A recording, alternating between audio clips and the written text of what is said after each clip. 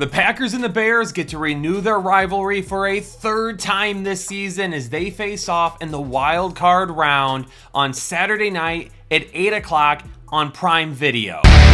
And right now, it is super close. The Bears are favored by 1.5 points, with the over and under being set at 45.5 points. And these have been some pretty entertaining games so far this year. And it sounds like the weather is going to be an issue in this game, with snow showers on the way and some big wind gusts as well. That could end up being the biggest factor, not just for the kicking game, but the passing game as well. And of course, a lot of decisions on whether or not to go for it on fourth down. At one point in time, the Packers led the NFC North, and it looked like they were going to run away with the division. But after some key injuries down the stretch, they struggled quite a bit, falling to 9-7 on the season and all the way down to the 7 seed with a point differential of plus 31. The Bears continued to win close games, somehow finding a way every single time they stepped on the field to pull out a victory. And if it hadn't been for that hiccup against the Detroit Lions in Week 18, they would have finished the season extremely strong.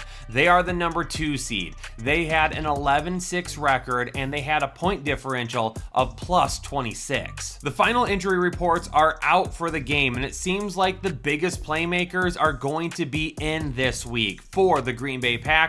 Really, their two biggest question marks are going to be Dontavian Wicks and Malik Willis. With Jordan Love fully healthy, Malik Willis wouldn't be needed unless something happened to Love, but he played so well at the end of the season that you really want to make sure that he's ready to go in case Love does have to leave the game. And for Dontavian Wicks, if he ends up missing, there are plenty of receiving options for Jordan Love to still go to.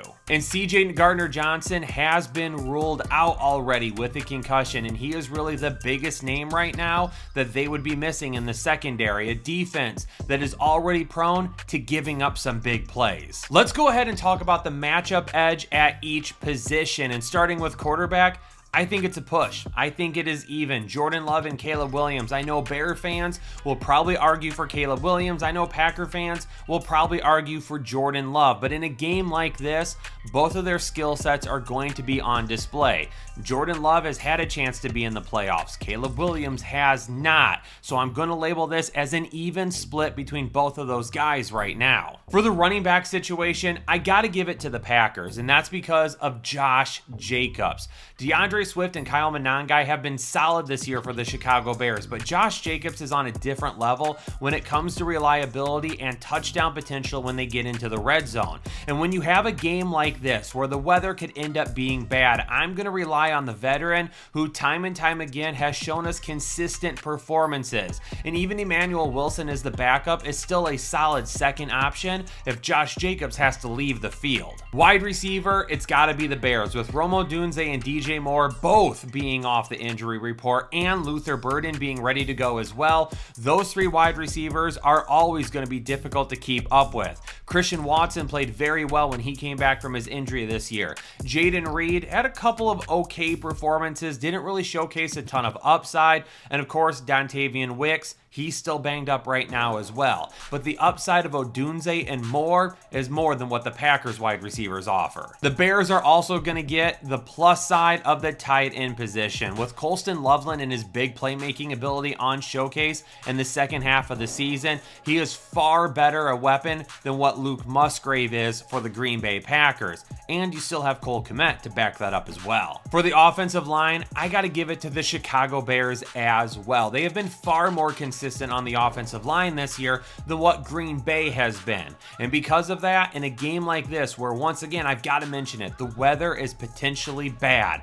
Not just the snow showers, but the wind as well. They are going to have to do a great job of not only blocking up front, but if Chicago is playing from behind or trying to play keep up with the Green Bay Packers, they are going to have to protect Caleb Williams as well. On the defensive side of the ball, I got to give it to the Bears. They were not great at times this season, and they've given up some big plays and a lot of yards to the opposition at times. However, the Green Bay defense looks dramatically different after the Micah Parsons injury. And not being able to create that type of pressure on the line now is going to make things way easier on the Chicago Bears. And it's one of the reasons why Green Bay went from being at the top of the NFC North to barely sneaking in as the 7 seed. And for special teams, I'm going to give the nod to the Chicago Bears as well. And you saw a little bit of a trend here. The Bears right now on paper appear to be the favorites in this game. And even though right now is only 1.5 point favorites, it doesn't really feel that way when Vegas looks at it.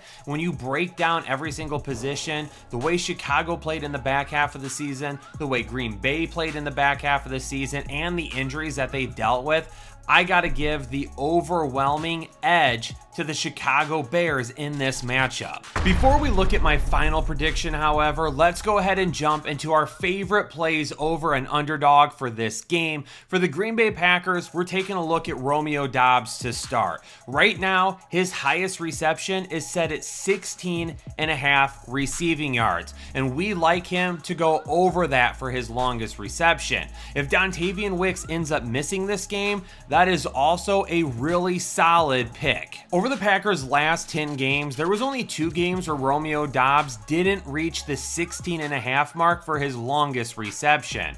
And another game, he got injured early on and only had 2 targets. So over the last 10 games, he has been a solid bet to go over that mark. And his longest reception during those times have been 24, 30, 22, 18, 26, 33, and 40. So over his last 3 games, his longest reception has been 26 yards or higher in each of those 3 games. For the Chicago Bears, even though DJ Moore and Rome Odunze are both off the injury report, I'm still taking a look at going higher than 29.5 receiving yards for Luther Burden.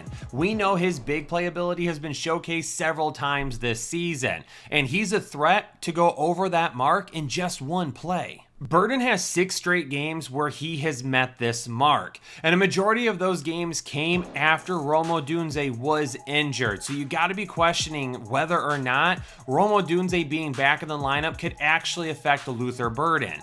But like I said earlier in the show, the pass rush is not the same for Green Bay, and Caleb Williams has had far more time to be able to sit back in the pocket and find his open receivers. But we know Luther Burden also can be used all over the field, and in a game that's going to potentially be very windy, he might be more apt to see shorter targets that he can turn into bigger plays. And then also, how healthy is Rome Odunze? If he's not 100%, then maybe he's not out there for every single snap. So depending on what you feel about Luther Burden and Rome Odunze being on the field together, this is still one that I would take a very deep look at. And if you like it, you can tail it over on Underdog. And Underdog is going to be launching some special promotions only for the playoffs. And over Wild Card Weekend, you can take a quarterback of your choice as a gimme pick. And if you're a new user and you sign up using code Headliners, not only will you also get a super special pick'em that's almost guaranteed to hit, but when you play your first $5 fantasy contest, you're going to get $75 in bonus contests as well. Let's go ahead and dive into my prediction now, and I'm assuming you probably already know based on the way I talk throughout this video.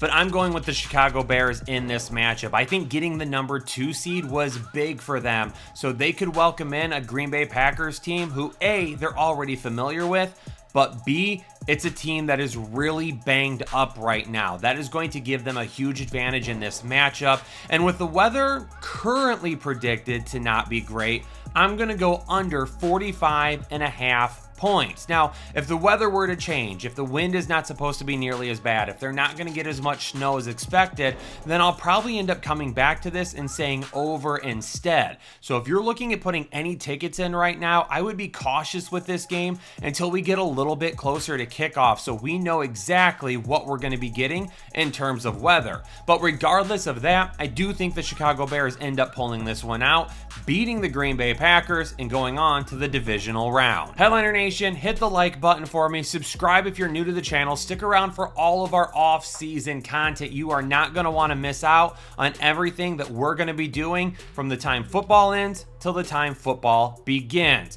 And also make sure you subscribe so you can check out the rest of my playoff matchup videos. So if you're out there putting any tickets in, hopefully on Underdog, but on any platforms, you're setting yourself up for success. Stay safe, stay healthy, and I'll catch you all in the next episode of the Fantasy Headliners. Analytics off the chain, other channels not the same. Jake and Kyle, you know the name. Headliner